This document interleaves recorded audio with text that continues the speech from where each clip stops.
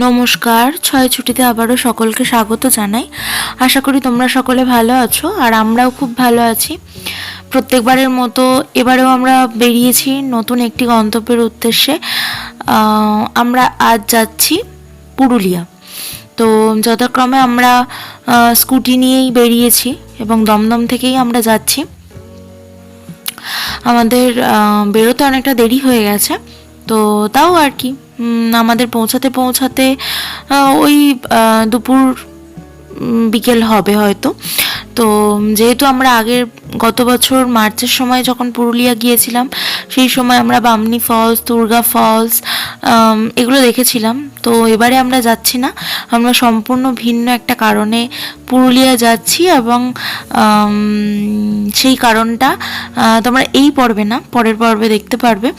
আর এই পর্বে কিছু পলাশের বনের যে জায়গাগুলোতে আমরা গিয়েছি এবং পুরো ভরে ভরে পলাশ যেখানে আমরা পেয়েছি, আগের বছর যা নিরাশ করেছিল, এবছর সেই জায়গাগুলোর কিছু সন্ধান দেব তোমাদের।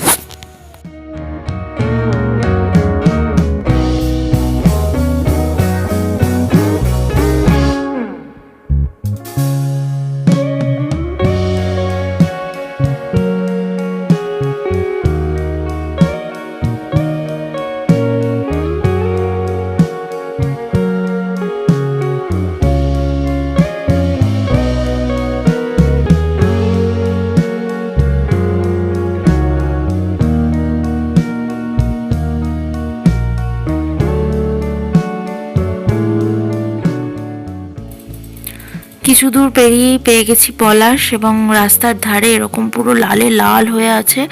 আর এবছর যে কি পরিমাণ পলাশ হয়েছে, মানে যা ভাবতে পারিনি। মানে আগের বছর যখন আমরা এসেছিলাম এই পলাশের জন্য, তখন খুব মন কেমন হয়েছিল যে এই বছর আমরা এলাম আর এই বছরই পলাশ সেইভাবে হলো না। আর ভেবেছিলাম যে আর কখনো পুরুলিয়া আসবো না, সবই তো দেখা হয়ে গিয়েছে।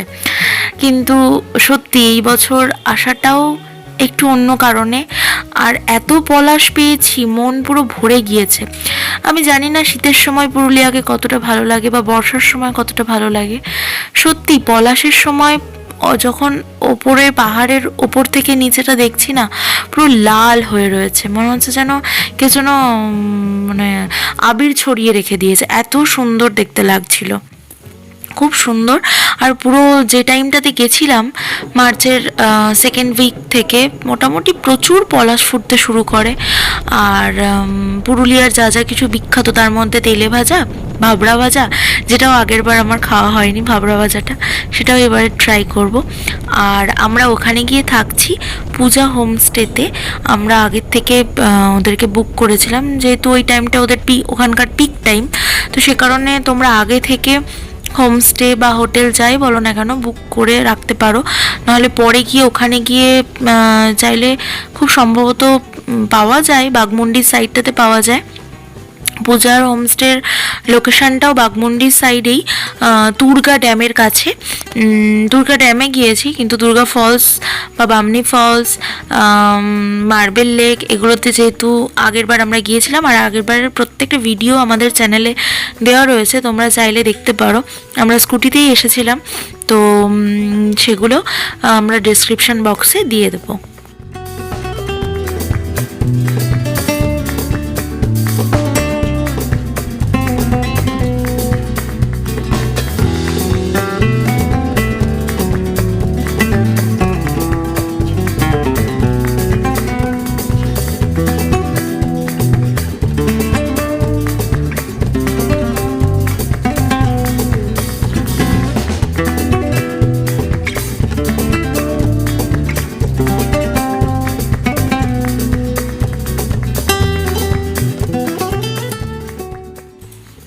কত নামনা জানা পাহাড়, কত পলাশ বন পেরিয়ে যে আমরা পুরুলিয়া ঢুকছি তার ঠিক নেই।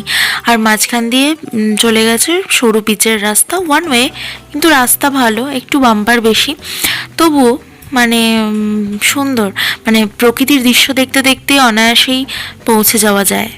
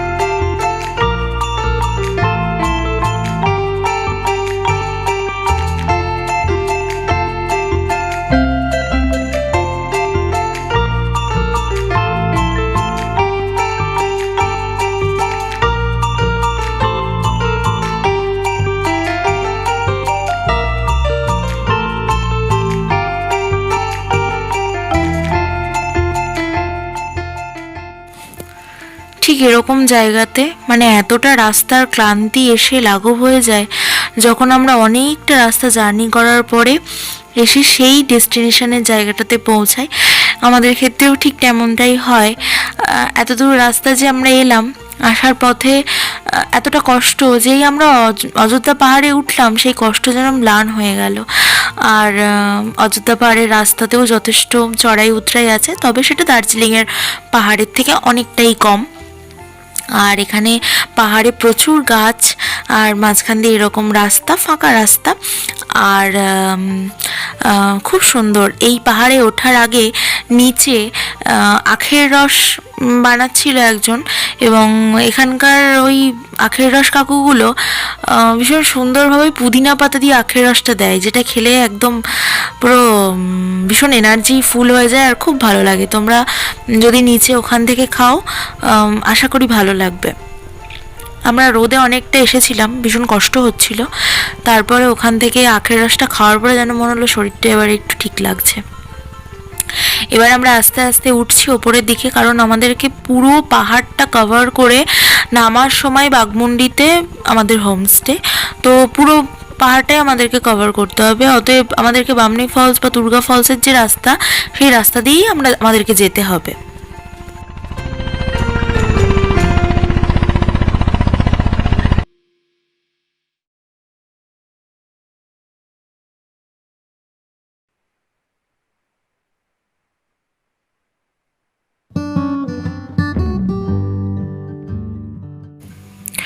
আর দমদম থেকে আমরা যখন স্কুটিতে এসেছি, তখন আমরা বিষ্ণুপুর হয়ে এসেছি।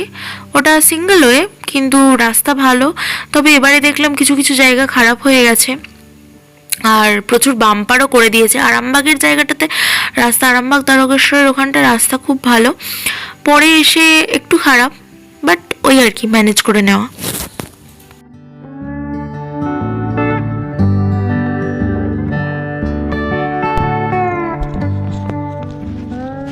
ফেমাস বাঁকা ডহর, সত্যি ওখান দিয়ে যখন উঠছিলাম মনে হচ্ছিল যে পুরুলিয়া নয়, আমরা দার্জিলিংয়ে চলে এসেছি। নিচেটা খুবই খাড়াই ছিল, এখন ওপরে জানি না কতটা খাড়াই, বাট দুটো বাঁক ভীষণ খাড়াই ছিল, ভীষণ খাড়াই ছিল।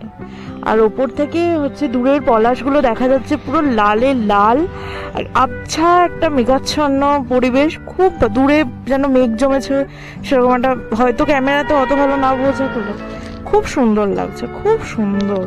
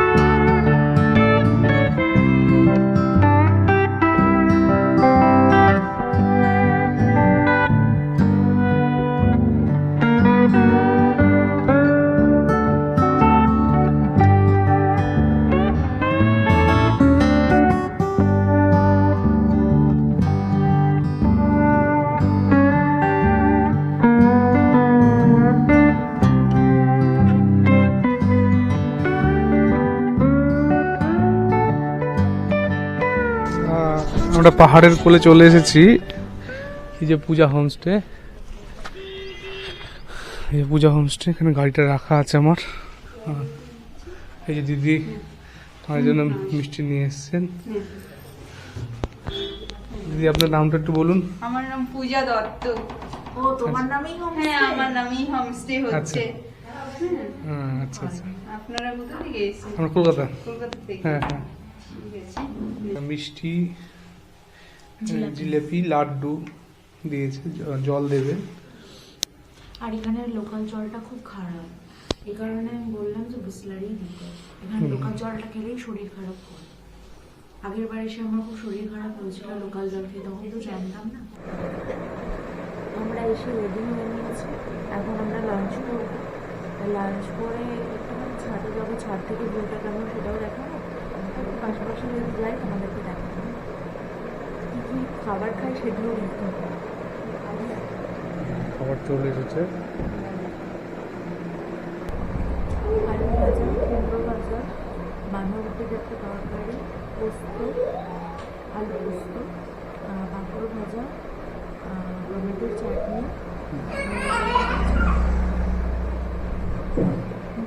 আর হচ্ছে রুই মাছের ঝাল।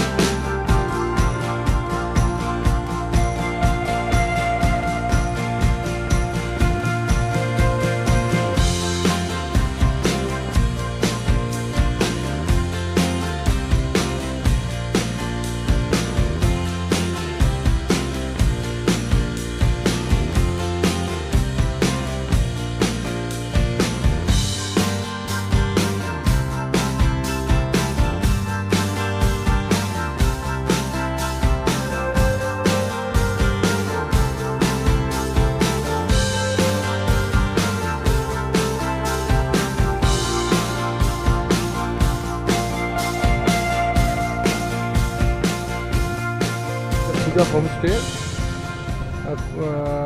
নতুন হয়েছে একদম, খুব সুন্দর। এটা বাইরের ভিউ, দেখো আমরা ভিতরে যাচ্ছি। এখানে খাওয়া দাওয়াটা এখানে হয়, এখানে খাওয়া দাওয়াটা হয়। আর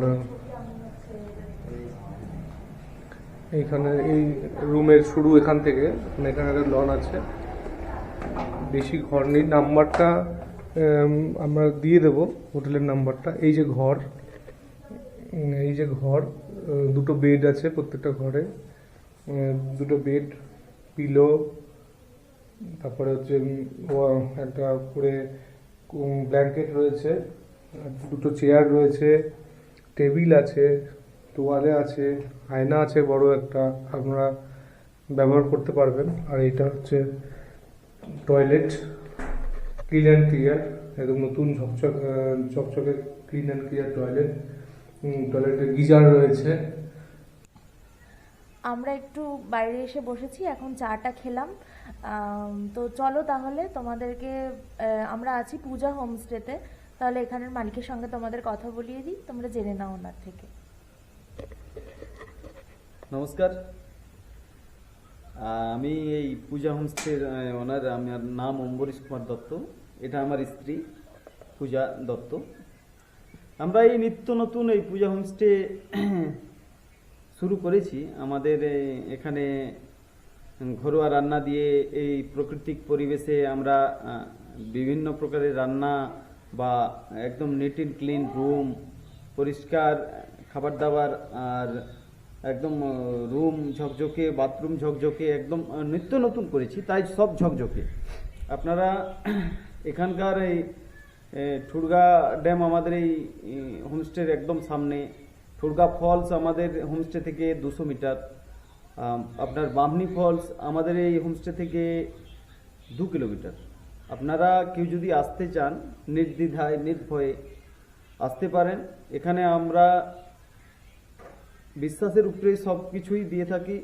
আপনাকে যা বলবো সেটাই দেব, আপনার সাথে কোনো কিন্তু করবো না যে এটা বলেছি ওটা দিব না, এটা বলেছি এটা দেব না, কোনো কিছুতেই আমরা মানে কম্প্রোমাইজ আপনার অসুবিধায় আপনাকে পড়তে দেব না। আমরা আপনাদের সুবিধার্থে, আপনারা দেবতুল্য, আপনারা যত আমাদের এখানে আসেন নারায়ণ রূপী, আপনারা শুধুমাত্র আমাদের গেস্ট নন, আপনারা ভগবান স্বরূপ। আপনারা আসেন তবে আমাদের দুমুঠো খাবারের ব্যবস্থা হয়। আপনারা আসবেন, আমাদের এই প্রাকৃতিক সুন্দর দৃশ্য দেখতে আমরা অপার আগ্রহে আপনাদের থাকব। আপনারা সকলকে আহ্বান জানাই যে পুরুলিয়ার পলাশের এই বসন্তকালে যে পলাশের সৌন্দর্য সে দেখতে আসুন। আমার এই হোমস্টে থেকে এই অযোধ্যা পাহাড়ের দূরত্ব মোটামুটি হিলটপের 7 কিলোমিটার। আপনি আমার হোমস্টে থেকে বার হলেই দেখতে পাবেন অপরূপ সৌন্দর্যে সেজে আছে পুরুলিয়া। আপনার সামনেই পাহাড়, সামনেই ঝর্ণা, সামনেই ঠুড়গা ফলস, ঠুড়গা ড্যাম, আর শান্তি পরিবেশ, একদম একদম গ্রাম্য। আর আপনার এখানে কোনো হইচই নেই, কোনো গাড়ি ঘোড়ার সেরকম ব্যস্ততা নেই, একদম শান্ত জীবন। ভ্রমণ পিপাসু হিসাবে আপনাকে আসা উচিত এইসব এলাকায়। আপনি নিশ্চিন্তে আসবেন।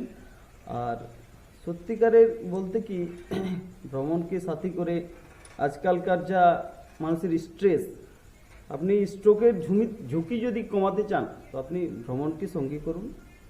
ভ্রমণ আপনার মেডিসিনের থেকে বেশি কাজ করবে। ভ্রমণ করুন আপনি, আপনার যদি আপনি স্ট্রেস কমে যায়, আপনার সত্যিকারের যদি কারো হৃদয় রোগ থাকে কমসে কম আমি বলবো তো 50% এমনিতেই কমে যাবে। আপনি ভ্রমণ করুন আর এরকম এই মতো আমাদের এই শুদ্ধ পরিবেশে থাকুন, কয়েকদিন কাটিয়ে যান।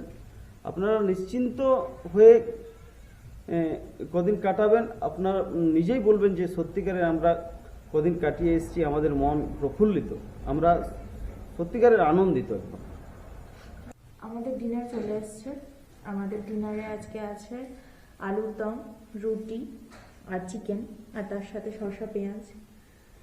তো চলো তোমাদেরকে খেয়ে বলছি কেমন কি, খেতে খেতেই বলছি কেমন কি হয়েছে। চিকেনটা ট্রাই করি।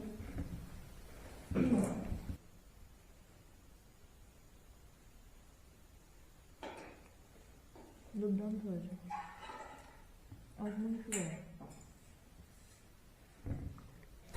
আমাদের চা চলে এসেছে সকালে, তার সঙ্গে ভাবড়া ভাজা, পুরুলিয়ার বিখ্যাত খাবার। ভীষণ ফেমাস পুরুলিয়া। দেখো কেমন টেস্ট, চলো খেয়ে নি। কোথায় যাচ্ছ এত সকালে? পলাশের জঙ্গল। সেটা কোথায়? টুকুপুরো।